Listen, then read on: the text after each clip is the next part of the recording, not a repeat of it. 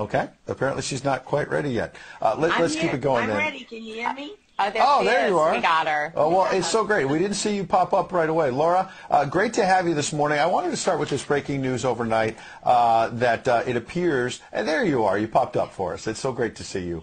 The Daily Mail has a very interesting story that's saying that Vladimir Putin essentially may be running out of bullets, that he might have a week and a half, 2 weeks max. He's losing warplanes, tanks, all the rest of it. He obviously went into this thinking he was going to bulldoze his way through Ukraine. He's obviously caused a lot of destruction. Don't want to minimize the fact there's over 2 million refugees. But this has not gone as well as Vladimir Putin expected.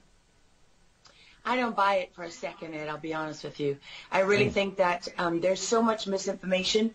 We've never really seen anything like it. I mean, I've been covering wars now for 35 years, and I have never seen people with their nails done in the Ukrainian flag, right? I mean, we're being corralled into this box where we either have to hate Vladimir Putin and believe everything evil that's said about him and love Ukraine, and there's no in between. And that reminds me a lot of you're either, a white supremacist or you go with the Democrat narrative on everything under the sun.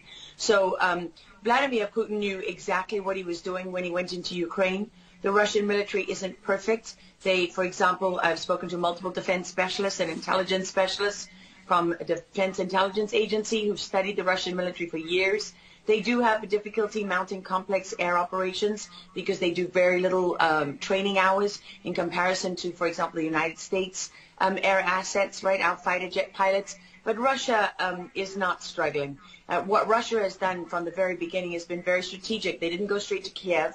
They went to all those bioweapons laboratories that are scattered all over the country. Some of them they built, so they know where they are. They've known where they are since the Soviet Union, because under the Defense Threat Reduction Program, we went in after the fall of the Soviet Union and supposedly turned those facilities from bioweapons labs into public health labs. Although, these days it's hard to believe anything that our leaders tell us because they've lied about COVID, they lied about Russia collusion, they lied about the Ukraine impeachment trial, and there's so much more going on in Ukraine that nobody is talking about. You see such dishonesty when it comes to the history of Ukraine. You see dishonesty when it comes to the Azov Battalion, which is funded by the U.S. and NATO. I mean, you can find pictures of them online holding up the NATO flag and the swastika at the same time. Their own emblem contains the black sun of the occult, which was a Nazi SS emblem.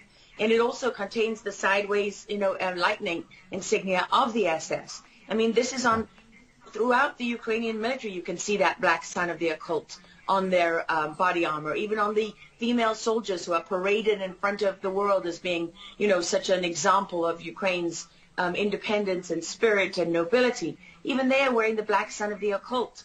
And, the White House wants you to believe, well, this doesn't matter. It's just a small number of troops. It's not true. The Azov Battalion has been murdering its way through eastern Ukraine. Yeah. We don't want to admit this. This was why Crimea voted for independence. This is why Crimea wanted to be with Russia. Because we in the media, in the Western media and in the West, won't acknowledge the reality of what's gone on. Western Ukraine backed the Nazis. It was a headquarters for the Nazi SS. The CIA under Alan Dulles actually gave immunity from prosecution to the Nazis of Ukraine from the Nuremberg trials. So there's a long history of the United States and our intelligence agencies funding and arming Nazis in Ukraine. These are not like new neo-Nazi groups that sprung up. These are the actual Nazis from the Second World War, who, if you go back to the Nuremberg trials, said that they were planning for a 1,000-year Reich. And so you have to really wonder as you look at this, when you know that the CIA sponsored the color revolution in Ukraine in 2013 and 14, that they selected Ukraine's leaders, go to Victoria Nuland's leaked phone conversation where she and the U.S. ambassador are deciding who can lead Ukraine. I mean, there's as much interference here as you could possibly imagine before you even get to Hunter Biden, Nancy Pelosi, John Kerry, and Mitt Romney, and all of their children who are employed, who earn millions from Ukrainian gas companies. Yeah, you are pointing, pardon me, to a real credibility crisis for our leaders. I want to let Karen Turk jump in. Yeah, I wanted to bring up the fact that President Zelensky is Jewish, and I don't know exactly how this factors in, but there's some very interesting points in what you're saying. And looking at this, you could think it's political theatrics. You made a very good point at the beginning that you think that Putin is in control. And I actually want to play something that Jen Psaki said, because it seems that the White House is actually echoing that sentiment. Watch this. Well, the end game is really a question for President Putin. We have completely crushed his economy. We have provided military assistance, humanitarian assistance to the Ukrainians, enabling them to fight back for far longer than the Russian leadership anticipated. And again, he has to determine what the path forward looks like for him. Thanks, everyone. He's determining what this looks like, and I think that's a lot of what you said, Laura. I'd love to get your thoughts on that, what you just watched. What troubles me about the moment that we're in is that we have such a selective and a narrow reading of history. President Zelensky may be Jewish, but he's not the only one in this who suffered during the Second World War, whose ancestors suffered, right? I mean, look at Putin. How many relatives did he lose in the siege of St. Petersburg?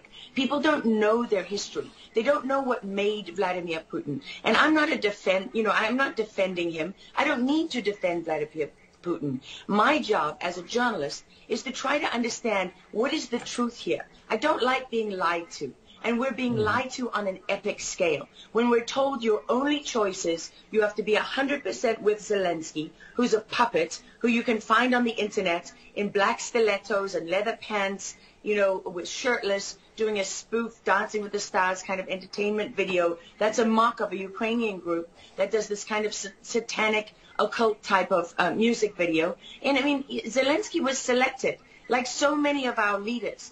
And honestly, with big tech and with election fraud these days, we don't know how many leaders all around the world have been selected for us and weren't actually voted in.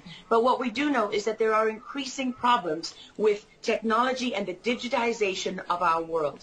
Because look at what's happening with COVID.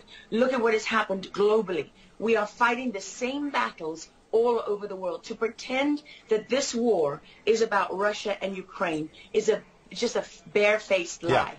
If Putin has been warning for 15 years that he is not going to stand